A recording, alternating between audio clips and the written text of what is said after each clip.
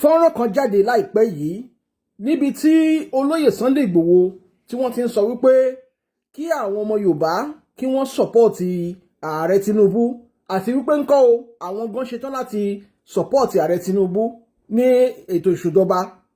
ọ̀pọ̀lọpọ̀ awuyewuye ló ti jáde lórí ọ̀rọ̀ yìí lẹ́yìn tí fọ́nrán yìí jáde. bàbá Wọlé Dùyìlé ti wá sọ̀rọ̀ lórí ọ̀rọ̀ náà. wọ́n ní ọ̀nà àwọn kankan tí mo fẹ́ kẹ́ ẹ wá lọ gbọ́. ṣé ìgbésẹ̀ tí olóyè Sunday Igboho gbé yìí ṣé ìgbésẹ̀ tó dáa ni? kí ni èròǹgbà àwọn aráàlú? kí ni àwọn ọmọ Yorùbá ń retí látọ̀dọ̀ olóyè Sunday Igboho? ṣé ìgbésẹ̀ yìí ṣé kìí ṣe pé olóyè Sunday Igboho ń já àwọn ọmọ Yorùbá kulẹ̀ láti tẹ̀lé olóṣèlú? mo fẹ́ kẹ́ wá lọ gbọ́ àlàyé lẹ́kùnrẹ́rẹ́ ohun tí bàbá Wọlé Dùyìlé tí wọ́n sọ nínú fọ́nrán yìí. tẹ́ ẹ bá gbọ́ wọn délẹ̀ ọ̀rọ̀ náà yé yín dáadáa o. ẹ wá lọ gbọ́ ohun tí wọ́n sọ. ó máa tún kí gbogbo wa ní lọ́kùnrin lóbìnrin lọ́mọdé lágbà lárúgbó lálejò lórílẹ̀‐èdè Yorùbá àti ní gbogbo àgbáyé táwọn ọmọ Yorùbá bá wà. mo kí yín lórúkọ bàbá Akíntóyè, bàbá rere, bàbá alálùbáríkà. mo sì kí yín lórúkọ Chief Dr. Sunday Adéníyì Adéyẹmọ Ìgbòho Gidigba. mo kí yín lórúkọ gbogbo ọmọ Yorùbá tó jẹ́ ògidì àti olóòótọ́. ẹ̀yin èèyàn mi, ẹ̀sìn mọ́ bí jẹ́ kẹ́ ẹ já ìjọ sọ̀rọ̀. mò ń gbọ́ pé àwọn posters kan wà nígboro pé ibi tí olóyè tó ti declare support fún Bọ́lá Ahmed Tinubu for election 2027 ọ̀pọ̀lọpọ̀ ló ń pariwo kò dáa, Ìgbòho ó ṣe gbá, kò yẹ kó ṣe bẹ́ẹ̀, kò yẹ kó mọ̀. ẹ jẹ́ kí n wá fi nǹkan tí ò yé yín kí n fi yé yín. ṣé ń gbọ́ mi? ẹ fetí balẹ̀ o. ṣé ẹ rí ìgbésẹ̀ tí Ìgbòho gbé yẹn? It's a very wise and strategic step. ó mú ọgbọ́n àti ọpọlọ àti strategy, ìmọ̀ mo ṣe fẹ́ pe strategic ní Yorùbá, ó mú wá. màá dẹ̀ ṣe àlàyé. Ìgbòho kì í ṣe ọ̀dàlẹ̀. I can never be ọ̀dàlẹ̀ láéláyé. Ìgbòho òjíṣẹ́ ni Ìgbòho bẹ́ẹ̀ ṣe rí yẹn. ọba Olódùmarè níṣẹ́ tó fẹ́ gbé fún, ṣùgbọ́n àwọn nǹkan kan wà. wọ́n tí igi bá wó lugi tòkè lákọ́kọ́ máa yẹ̀ kúrò. mo gbọ́ táwọn kan ń discuss matter yẹn ní tí wọ́n ju kìíní yẹn program yẹn sí. tẹ́nìkan sọ pé Ìgbòho ti sọ pé òun ti jáwọ́ ní Yorùbá nation, òun ti ṣe. Ìgbòho ń ṣe tí ó máa sọ̀rọ̀ tá kò jẹ rárá. tẹ bá rántí ní LADC àgbàdo bàbá Akíntóyè tó bá gbogbo àwọn Yorùbá tó kí wa pọ̀ ọdún, tó tún fún wa nímọ̀ràn. bàbá ń sọ fún wa pé iṣẹ́ ń lọ lábẹ́lẹ̀, iṣẹ́ ò dúró. ìgbésẹ̀ tí Ìgbòho gbé ó fa ọgbọ́n, ó ní ọgbọ́n nínú. It's a very wise and brilliant decision. màá ṣàlàyé. nínú ìkíni tí bàbá Akíntóyè kí wa yìí, ó sọ ọ̀rọ̀ kan tẹ́ ẹ̀ bá màá rán wa létí. ó ní Ọlọ́run fún Ìgbòho lọ́gbọ́n tẹ́lòmí tó jẹ́ pòfẹ́sọ̀ ò ní. àwọn tán pera ní ọ̀jọ̀gbọ́n gangan wọn ò ní, wọn ọ̀rọ̀ ọ̀kan. ọjọ́ iwájú ni Ìgbòho ń wò. ẹ wò gbà tí wọ́n wá ka mọ́lé Ìgbòho ó ní opportunity láti rí ṣé mọ̀ pé self defence kò ní ẹjọ́ nú ẹ wá ká mi mọ́lé mi ẹ dẹ̀ fẹ́ pa mí tèmi náà bá dìde mọ́ mu kò sí but Ìgbòho fi ọgbọ́n ṣe wọ́n ní ọmọ ọ̀dọ̀ náà fi ọgbọ́n ṣe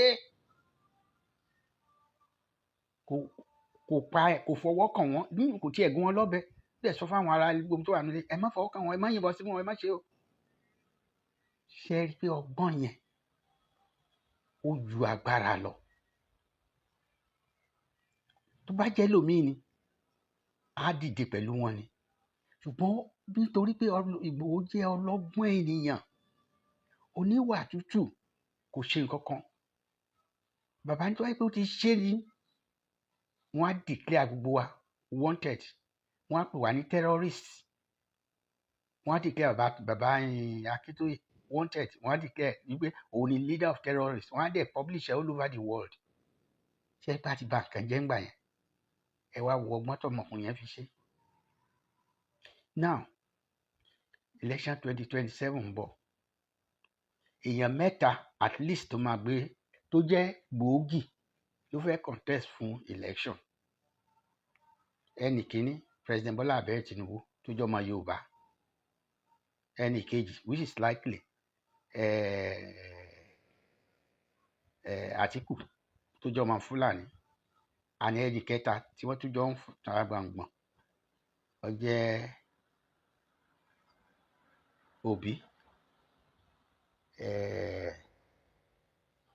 Òbí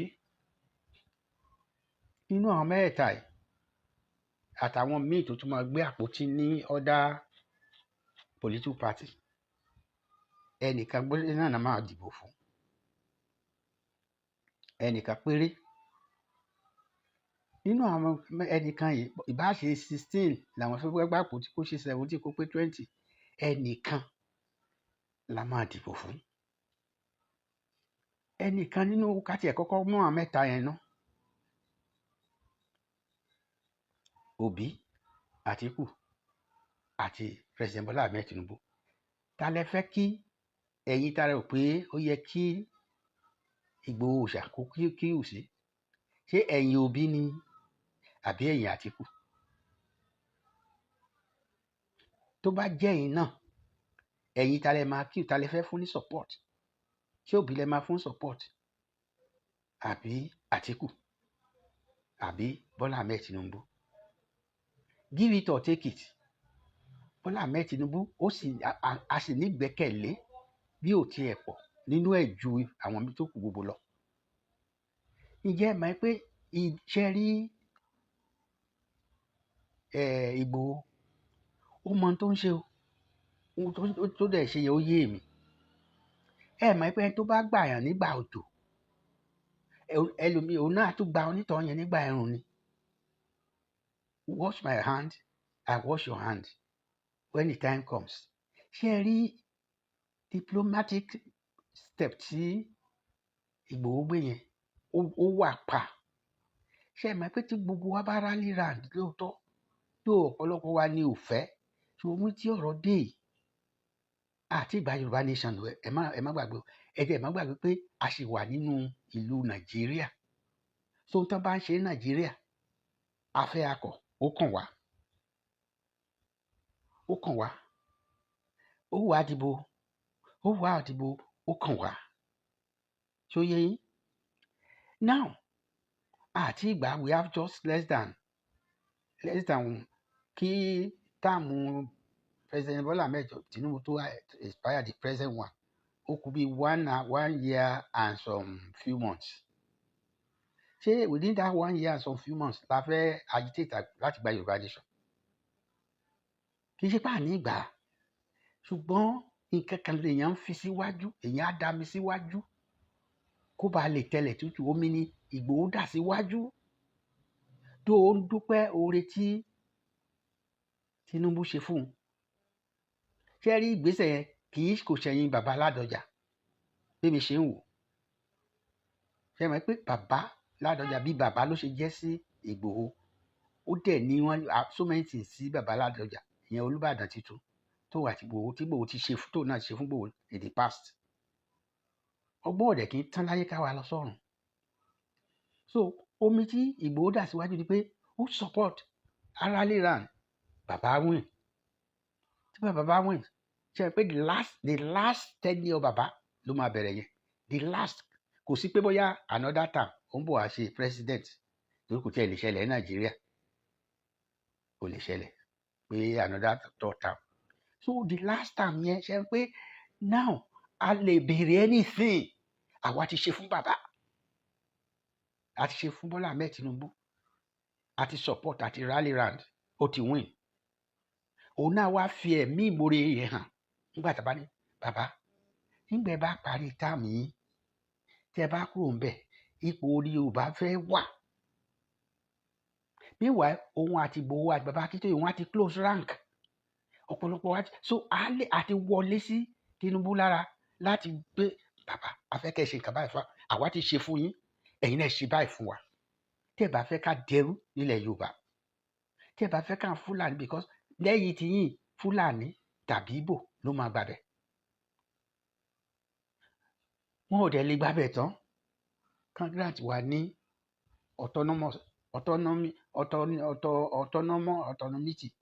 autonomy tá a fẹ́ gbà pé tá a fẹ́ dá dúró kò sí kankan ní wọn tó máa grant wa because wọ́n mọ̀ pé tá a bá ti dá dúró ọwọ́ bà wọ́n nìyẹn. Ilẹ̀ Yorùbá ní ìjẹ́ wọn wà. Ẹ wo gbogbo Èkó, ẹ wo Ìbàdàn, ẹ lọ wo àwọn Ìgbò bọ́n ṣe gba gbogbo shop tán gba gbogbo everything ní pharmacy àwọn lè máa bá ń bẹ̀, ní spare part àwọn lè máa bá ń bẹ̀, ní plastic àwọn lè máa bá ń bẹ̀. Mention it. Náà ẹ wo àwọn Fúlàní ṣe náà ń wọlé tán kó màálù tán ń jẹ oko wa bó ṣe wù wọ́n, tán ń pààyàn bó ṣe wù wọ́n. Ẹ rò pé wọ́n wá fi wá sílẹ̀? Àwa ní jẹ́ wọ́n, àwa ní koríko tí gbogbo wọn ń jẹ. Àwa ọmọ Yorùbá ilẹ̀ wa ní koríko, ibẹ̀ ní ilẹ̀ ọlọ́ràá. Tó bá dẹ̀ dọ́wọ́ wọn ẹ gbàgbé ẹ̀ kò sí bó ṣe máa jáde mọ́. Ìyẹn ló fi dáa pé nísìnyí tá a bá tí gbígbó ṣe ṣe èmi support ẹ̀ 100% ìgbésẹ̀ tó gbé yẹn. Ó mọ ohun tó ń ṣe. Now ẹ jẹ́ ká kọ́kọ́ focus ní time kékeré tó kù ká focus lórí security ilẹ̀ Yorùbá. Tá a bá secure ilẹ̀ Yorùbá tí gbogbo ẹ lọ tí gbogbo ẹ tó dúró mọ́ tá defend ilẹ̀ wa from any intruder àti gbégbèsè kan nìyẹn. Tábà tí Ìgbòho tí Tinubu bá wá wọlé èmi náà láìkè àdíẹ ṣùgbọ́n nígbà tí mo wò sọ́tún mo wò sósì mo rí pé àìdíà tó ní ọpọlọ ní Ìgbòho gbé yẹn. Ẹ má bu àǹdẹ̀kẹ́ rántí pé Ìgbòho ò jókòó níbì kan kó ti sign agreement pé Yorùbá nation yìí o òun ṣe mọ̀ pé ibi tí ọ̀rọ̀ Yorùbá nation ti bẹ̀rẹ̀ bàbá Akíntóyè ló mú ìtàdíà yẹn. Ìgbòho lọ jà fún àwọn èèyàn wa ní Ìgàngán kì í pò ń gangan ló rú lérí ṣùgbọ́n gbà tí bàbá débẹ̀ tó mú àdíà yẹn wá pé ẹ jẹ́ àkókò gba àwọn ìlú wa ká gbà kúrò ká lè di òmìnira. Òun náà fara mọ́ ó fẹsẹ̀ mọ́ ó fi gbogbo apá mọ́. Mi rò pé yẹn burú bọ̀ tá a bá ní break béèyàn lọ sí school gan tó wà ní school tó bá dé time kan wọ́n á ní break ó lè jẹ́ 1 hour break ó lè jẹ́ 2 hours break. Ká ní break nsìn kí wọ́n parí election bíkọ́ bá ṣe wá sí kò sí tẹ́lẹ̀ bá Tinubu sọ tó lè gbọ́. Ó mọ̀ nǹkan tó ń jìyà tó ń jẹ wá nígbà èmi ò believe pé Tinubu ń sọmọ ọkọ o ṣùgbọ́n èmi fẹ́ ká fún ní space kó wá jẹ́wọ́ pé ọmọ ọkọ lòun o tàbí òun kì í ṣọmọ ọkọ. Tẹ́ bá rí ọ́díò tí mo ṣe ní àná lórí ọ̀rọ̀ yìí mo sọ ń bẹ̀. So ẹ má blame Ìgbòho ẹ má anybody má sọ̀rọ̀ sí àti pẹ̀lú ta mélòó nínú wa ló máa go through nǹkan tí Ìgbòho go through yẹn. Wọ́n attack ilẹ̀ wọ́n pààyàn méjì síbẹ̀ dení wọn ò tí release àwọn òkú Àdògán àti Àfà.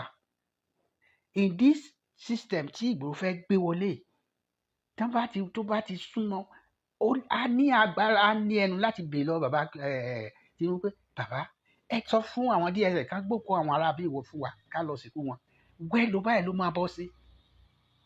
Táwọn bá dẹ̀ tí gbẹ́sẹ̀ kó lórí gbogbo àkáǹtì àti bísínẹ́sì Ìgbòho ọwọ́ kan ni ẹ̀yin ẹ rò pé bọ̀bọ̀ yẹn ò lọ́gbọ́n ni ó mọ nǹkan tó ń ṣe agídí ò ràn kínní yìí agídí kọ́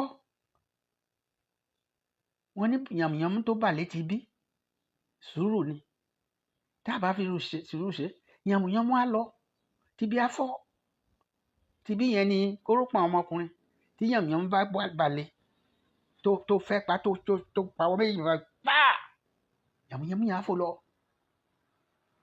ẹ má jẹ́ ká lùsì nǹkan tá a fẹ́ gbà ẹ má jẹ́ ká fi ìkanra àti wòlù àmọ́ ipá tí a ti wà lẹ́nu ìrìn ó tó jọ́ mẹ́ta kan Ìgbòho ń ṣe ọ̀dàlẹ̀ àwọn tí sọ ọ̀pọ̀lọpọ̀ ní ṣùgbọ́n àwọn sọ tẹ́lẹ̀ wọ́n lọ kó wa fólóṣèlú ni olóṣèlú Nàìjíríà kò sí bá a ṣe lè avoid ẹ̀ gbogbo aná là ń ṣòṣèlú ńlé wa àbí kì í ṣòṣèlú ní ilé ni òṣèlú ti bẹ̀rẹ̀ kó dédé ṣé ní chọ́ọ̀chì tá a lọ kò sóṣèlú bẹ́ẹ̀ àdáwó àṣe oríṣiríṣi nǹkan àgbọ́rọ̀ sí ṣe bí àwọn tí ó wà là ń tẹ̀lé politics that is religious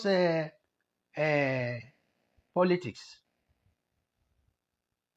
religious ni on that side ṣẹ́rí the civilian politicians or politics àti religion kò sí yàtọ̀ ń bẹ̀ ẹ má blame Ìgbòho kàkà kójú bẹ́ẹ̀ ṣe lé kẹ́ máa gbé ṣàdánkátà fún ọ̀gbẹ́ni pé ọmọ ẹ̀ lóòótọ́ ọgbọ́n wà lórí ẹ̀ ọgbọ́n ọ̀pọ̀lọpọ̀ wa ni ò ní rò lọ sí tí Ìgbòho rò lọ yẹn èmi rò lọ mo dẹ̀ rí pé ohun tó dáa pátápátá gbáà bàbá Akíntóyè gan á kan ṣàdánkátà fún Ìgbòho Ìgbòho mo gbà tiẹ̀ jàre mo trust ẹ all along mo mọ̀ pé àkàndá ènìyàn ni ẹ́ o lè má lọ sí school ṣùgbọ́n ọgbọ́n tiẹ̀ ó jẹ́ tó gba PhD mẹ́ta together bẹ́ẹ̀ ni mo tún sọ so by the time tí Tinubu máa fi débẹ̀ ní 2027 after about 6 months a ti máa rí ìgbésẹ̀ a ti rí pọ́ńtà ibi tó ń lọ ṣé mi pé àwọn ọmọ Yorùbá ti rádìrà nígbà yẹn ti support ẹ̀ ó ti wọlé òun náà ò ní wá fi ojú olóore wa kò ní fi gúngi ó mọ tó ń ká wa lára ó mọ ibi tí bàtà ti ń ta wá ìyẹn Tinubu ó mọ nǹkan tó yẹ kó ṣe nsìn ó wá lè gbé gbèsè yẹn ṣé wọn pé kò sí nǹkan tó máa lose mọ́ he has secured his second term kò sí third term mọ́ so this second term yẹn a wá fi ṣiṣẹ́ fáwọn ọmọ Yorùbá a wá jà rábúrábú pé kílẹ̀ Yorùbá kó dúró kó lómìnira ifá kò tiẹ̀ ní gbé ọ̀rọ̀ kí ló ti ń pè ọ̀rọ̀ regionalism àbí restructuring kò ní gbé wá rárá torí ìgbà yẹn àá wà bold enough bàbá Akíntóyè àti Ìgbòho wọ́n á lè wọlé sí lọ́dọ̀ ẹ̀ ní àsọ̀rọ̀ president ẹ̀yìn la wá rí á fara balẹ̀ á fetí balẹ̀ á fi mú balẹ̀ á fi gbogbo ẹ̀ balẹ̀ á gbọ́ wọn á dẹ̀ pé àwọn gbogbo àwọn gọ́fúnà ilẹ̀ Yorùbá pé ẹ̀yin èèyàn mi ṣe mi pé term tí mo ní this is the last term mo dẹ̀ fẹ́ ṣe nǹkan ribiribi fúnlẹ̀ Yorùbá kí n tó lọ tó yẹ pé forever ìrandíran ò ní gbàgbé mo fẹ́ kẹ́ ẹ support mi mo fẹ́ kẹ́ ẹ rally round mi á dẹ̀ kó àwọn yẹn náà mọ́ra ẹ rí i pé everybody bá ṣe wá sí àwa fúnra wa lè dá kíní ìjà ní gómìnà kọ̀ọ̀kan tó support wa bí local government chairman bá tiẹ̀ báwọn bá tiẹ̀ ṣe apá support wa kí agbára wo làwọn ọba yẹn ní ẹnu wo làwọn local government chairman wọ̀nyẹn ní àwọn tó lágbára Nàìjíríà làwọn politicians yẹn for now àná olórí ibẹ̀ sí dó wọ́n fi òun náà nàgbànàgbà ìyẹn ní Tinubu ó ní so ẹ jẹ́ ká wò bẹ́ẹ̀ yẹn tí ò bá wá ṣe títí 4 years máa fi tán tó sì fi wá sínú ìgbèkùn ó kò Ọlọ́run gẹ́gẹ́ bí Ìgbòho máa ṣe á ní ẹ̀yin òun nu Ọlọ́run nu bí Ìgbòho ṣe máa ń sọ nìyẹn Tinubu àwa jẹ́ Tinubu ó kú Tinubu ó dẹ̀ kú Ọlọ́run ṣùgbọ́n àwa ti mọ̀ pé a ti ṣe nǹkan tó yẹ ká ṣe fún ọmọ wa òun ló máa jẹ́wọ́ pé lóòótọ́ ọmọ Yorùbá ògidì lòun òun kàn jórúkọ Yorùbá ni òun kì í ṣe ọmọ Yorùbá òun tan mọ́ Fúlàní tó bá lọ gbé ìjọba fún Fúlàní ó mọ̀ pé nǹkan tójú wa máa rí kò ẹnu wa ò ní ṣe gbọ́ nǹkan tó ń ṣẹlẹ̀ ní Britain nísìn àwọn Islamic fundamentalists wọ́n ti fẹ́ gba gbogbo ìlú Britain tán ní school, ní British school wọ́n lọ force wọn láti láàánú Quran ní primary school. Ǹjẹ́ máa tó máa ṣẹlẹ̀ nígbà tí wọ́n bá capture gbogbo àwọn primary school yẹn tán wọ́n wá indoctrinate àwọn kéékèèké yẹn ká lọ gbógun ti àwọn òbí wọn bó ṣe máa pa àwọn òbí wọn. Tó ṣẹlẹ̀ ní northern Nigeria nìyẹn. Wọ́n kó àwọn youth àtàwọn ọ̀dọ́ àtàwọn ọmọ kékeré wọ́n kó wọn mọ́ra nígbà tí wọ́n ń kọ́ wọn ní Quran. Àwọn bàbá yẹn rò pé wọ́n ṣe nǹkan dáadáa fáwọn ni àwọn ọba àti àwọn òbí wọn. Yes, wọ́n tẹ̀nà ọmọ wọn ṣe. Ibi tá ń gbà wọlé nìyẹn. Ẹ má jẹ́ kó surprise yín pé láìpẹ́ láì jìnnà tí Britain ò bá kíyèsára Britain á di Islamic Republic. Bí mo ṣe ń wo tán dákẹ́ minimini ṣe ẹ mọ̀ pé látijọ́ tí wàhálà ti ń ṣẹlẹ̀ ní orílẹ̀-èdè Nàìjíríà ṣe é rí pé British ò lanu kó sọ̀rọ̀ kó condemn anything. Ó dà pé àwọn Islamic people ló ti take over government of Britain lábẹ́lẹ̀. Bí mi ṣe rí yẹn ìyẹn mo kàn sáyé yà síbẹ̀ yẹn. So ẹ̀yin èèyàn mi ẹ jẹ́ ká rally round Igboho. Igboho is a very very sensible and very strategic person. Ó mọ tó ń ṣe mo gbà fún mo dẹ̀ support ẹ̀. Báwo lẹ ṣe rí sí ẹ̀yin tẹ́ ẹ̀ ń bú Igboho ẹ má bú mọ́. Igboho has done a lot for Yoruba land. Kò sí ẹnì kankan ní gbogbo àwọn tó ń pera wọn ní akọni àti adájú ilẹ̀ Yorùbá tó ṣe 1% of what Igboho did. Ẹ má jẹ́ ká fi ojú olórí wa ẹ má jẹ́ ká fi gúngi. Ẹ jẹ́ á support ẹ̀. Ibẹ̀ ni ọ̀nà àbáyọ ti máa jáde. Ẹ ṣé mo rò pé ọ̀rọ̀ mi ó yẹ kó yé ẹni tó bá ní ọgbọ́n ìmọ̀ àti òye. Ẹ ṣé mo dúpẹ́ o. Ọjọ́ ayọ̀ wa kò ní jẹ́ ọjọ́ ìbànújẹ́ fún wa. Ọjọ́ ayọ̀ wa kò ní jẹ́ ọjọ́ òṣè àti ìkorò. Èní tí ṣe ọjọ́ 16 nínú oṣù kejì ọdún 2026 ni mo pé 74 lórí ìpẹ́. Èní lọ́jọ́ ayọ̀ mi. Mo dúpẹ́ lọ́wọ́ Ọlọ́run ẹlẹ́dàá àti aṣẹ̀dá tó jẹ́ kí n sì wà láyé di wákàtí yìí. Ó jọ mí lójú púpọ̀ pé mo wà láyé lénìí. Mi ti ẹ̀rù mi lálẹ́ rárá torí pé kò tiẹ̀ sí ìdí pàtàkì tó fi yẹ kí n wà láyé di wákàtí yìí pẹ̀lú condition tí mo wà yìí. Àìmọye òjò ló ti rọ̀ tí ilẹ̀ fi mú. Mo dúpẹ́ púpọ̀ wípé Ọlọ́run kà mí kún ó sì kà mí yẹ. Ní ọdún kejì sẹ́yìn precisely on March 6, 2019 mo kú. Ìgbà tí màá fi dé hospital they pronounced me BID brought in dead. Mi ti ẹ̀ mọ̀ pé mo lè tún ní àǹfààní láti padà sí orí ìpẹ́. Ṣùgbọ́n lẹ́yìn wákàtí 8 tí mo ti wà lórí stretcher tí wọ́n fẹ́ gbé mi sí inú mọ́ṣúárì tí ò sí ààyè at that time pé kí àwọn tó òkú tó wà níbẹ̀ kan wá evacuate wọn kí mi ráyè gba room and parlour níbẹ̀ àbí yàrá kan tẹ̀ ní lágbára owó mi ká. Bẹ́ẹ̀ ni ìyanu yẹn ṣẹlẹ̀ tí mo padà sáyé miraculously. How it happened I don't know. Narration tán fún mi nígbà tí mo padà ni mo gbọ́. So 7 years down the line mo ṣì wà láyé. Mo dúpẹ́ gidigidi lọ́wọ́ gbogbo ẹ̀yin ọ̀rẹ́ mi, ẹ̀yin èèyàn mi, ẹ̀yin afẹ́nifẹ́re, ẹ̀yin ojúlówó àti ògidì ọmọ Yorùbá. Mo dúpẹ́ o, mo dúpẹ́ àdúrà, mo dúpẹ́ àwọn lọ́wọ́ ẹ̀yin kọ̀ọ̀kan.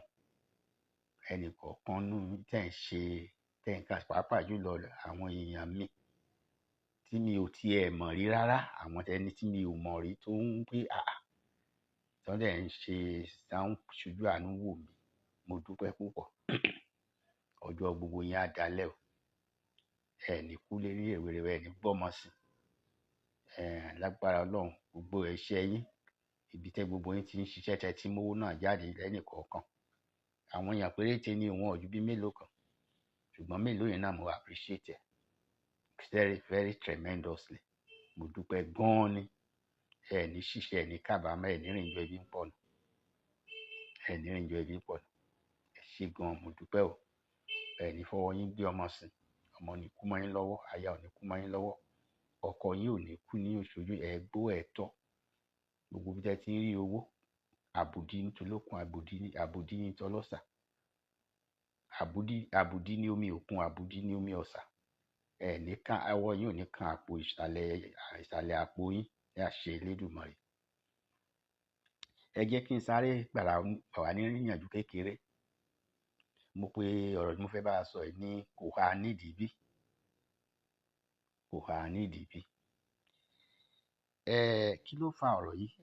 Nígbà kan tí mo ka Bíbélì, ọ̀rọ̀ yẹn sọ sí mi lọ́kàn. Kí ló ṣẹlẹ̀?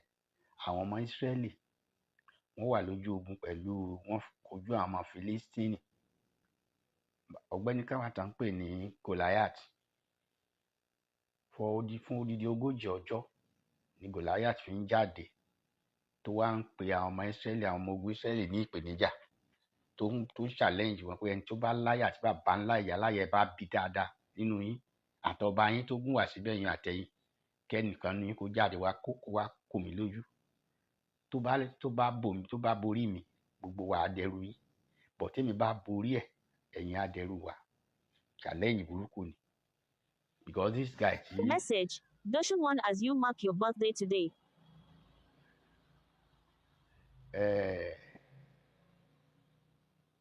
Sorry fún message tó wọlé yẹn ló fẹ́ confuse me. Ẹ má bínú. Ó yẹ kí n gbé sí do not disturb. Ẹ jẹ́ ká continue.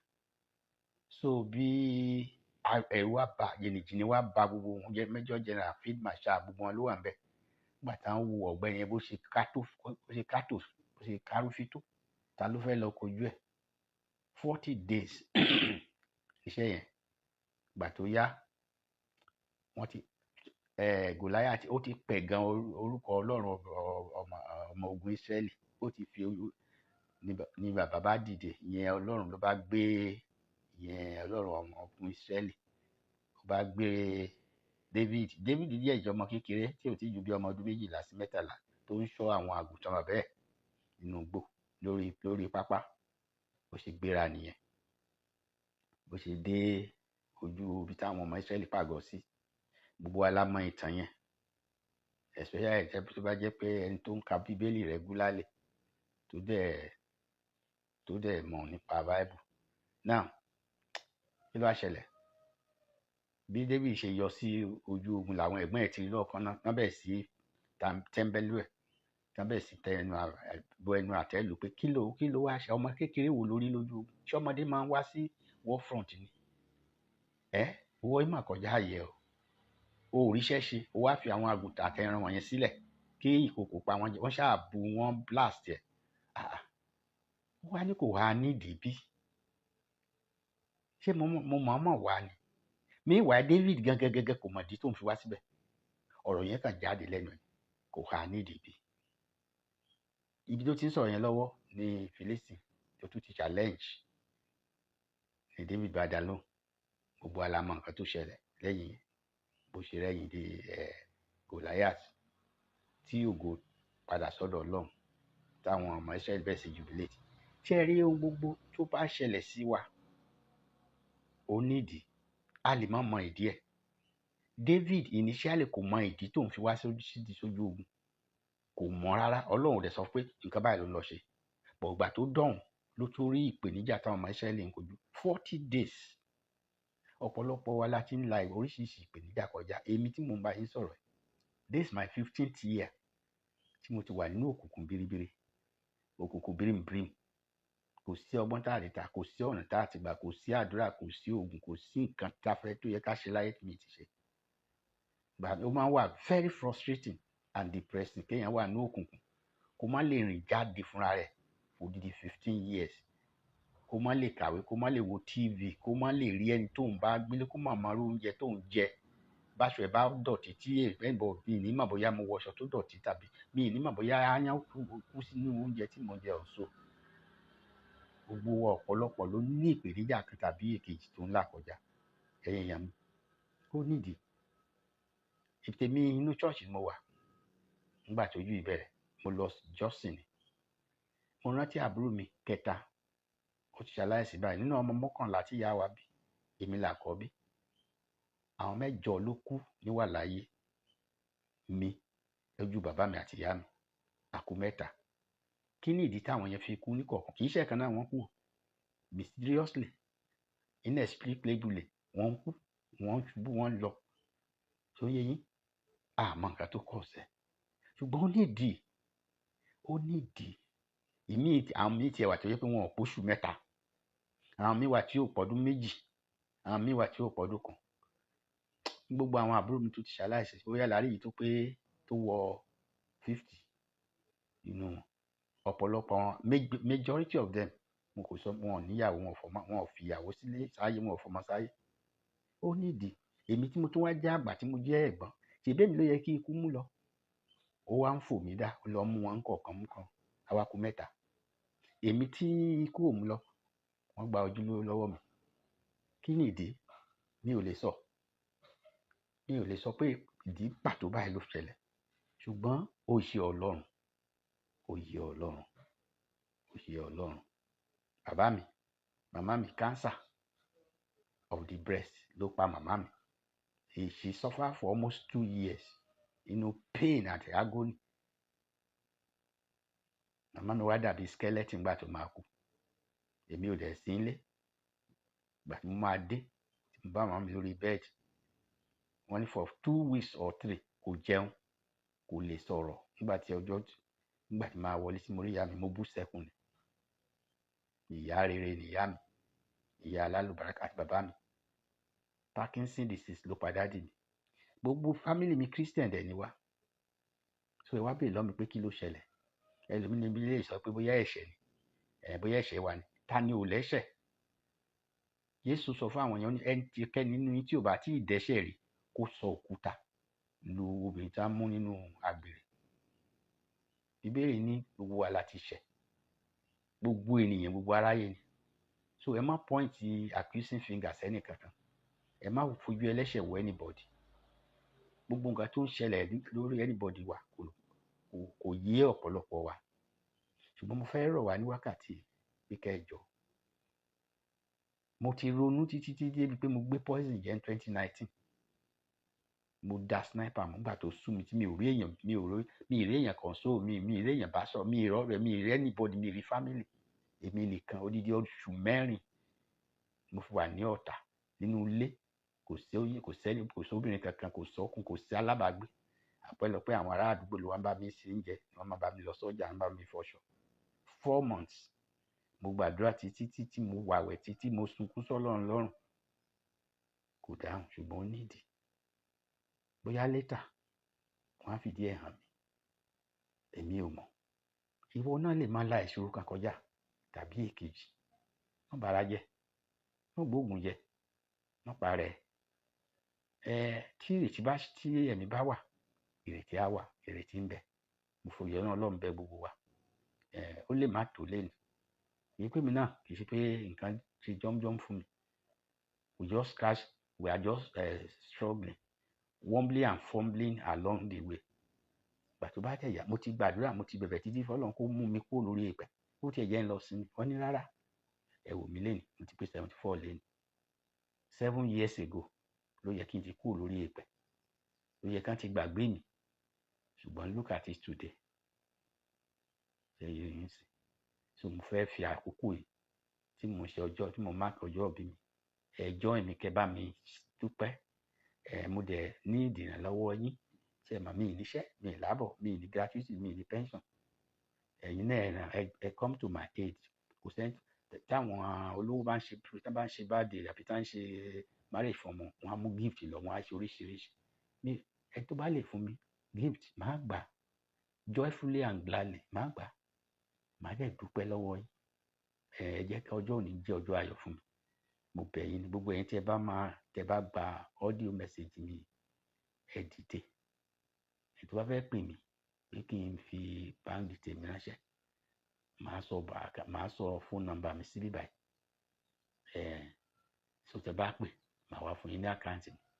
ṣùgbọ́n mo bẹ̀ yín ni mi ì ṣakọ mi ì lè fẹ́ gẹ̀ ẹnìkan ò lè dá ṣe gbogbo wa náà la nílò ìrànlọ́wọ́ ara wa ọmọnìkejì wa kẹ́sì bá mi ju ọ́díò sí gbogbo àwọn ẹbí ará àti ọ̀rẹ́ yín kán gbọ́ káwọn náà ká lè ra wa lọ́wọ́ ọ̀tún wẹ òsì òsì wẹ ọ̀tún lọ́wọ́ fi mọ́ mo dúpẹ́ púpọ̀ á dáa fún yín o gbogbo yín ẹ ṣe oríire o pàápàá jùlọ ẹ̀yin ọmọ Yorùbá ẹ̀yin bàbá wa ẹ̀yin ìyá wa yóò dáa fún yín Professor Banji Akíntóyè ṣé o Ìgbòho bàbá Ìgbòho gidigba ọmọ rere ẹni pàtàkì ọmọ aláyọ̀ ẹ ṣé o mo dúpẹ́ o ẹ má gbàgbé o ẹ má bara jẹ́ bí bara jẹ́ ò ní solve the problem ẹ jẹ́ ká wà láyé nítorí pé láìpẹ́ láìjìnà ní agbára Ọlọ́run ọba Olódùmarè níwà láyé Tinubu ní second term ẹ̀ ní a máa fún wa Yorùbá nation ẹ jẹ́ ká sowọ́pọ̀ ká gbárùkù tì wọ́n a ní choice o a lè dìbò fún Peter Obi kò ní ṣe wá láǹfààní a lè dìbò fún Àtíkù kò ní ṣe wá láǹfààní the only option ta ní àti any other person ni Tinubu ó ti débẹ̀ already ẹ jẹ́ kó kú ká gbárùkù tí kó parí second term during the second term yẹn àráyè present case wa táwa náà bá ràn lọ́wọ́ sìn á ràn wá lọ́wọ́ ṣẹ́yìn yín sìn òun náà tún á wò pé ọmọ Yorùbá mà lóhùn òun mọ̀ gbọ́dọ̀ fi bẹ̀ sílẹ̀ láì ṣe ní tó yẹ ká ṣe torí tóun bá fi bẹ̀ sílẹ̀ ìyà á jẹ wá ojú wa rí mọ̀ bò so ẹ má bínú ẹ farabalẹ̀ ní tí ò tó lé ní ó ń bọ̀ àṣẹ́kù lọ́la ẹ ṣé ẹ̀yin ọmọ ìyá mi ẹ̀yin èèyàn mi gbogbo ẹgbẹ́ ìfẹ́lódùn àpapọ̀ ẹgbẹ́ gbogbo àwọn ẹgbẹ́ ìgbìmọ̀ ìfẹ́lódùn tí mo jẹ́ kan nínú wọn ẹ ṣeun o yóò dáa fún yín o ẹ ṣé o àmọ́ retí fóònù nọ́mbà mi ẹ lè pè mí sí +234 810 51 32 921 lẹ́ẹ̀kan sí +234 810 51 32 921 ẹ lè kàn sí mi lórí WhatsApp ẹ lè fi voice note or text message ránṣẹ́ anyone tẹ́ bá ṣe màá rí ẹ ṣé gan-an ni mo dúpẹ́ o.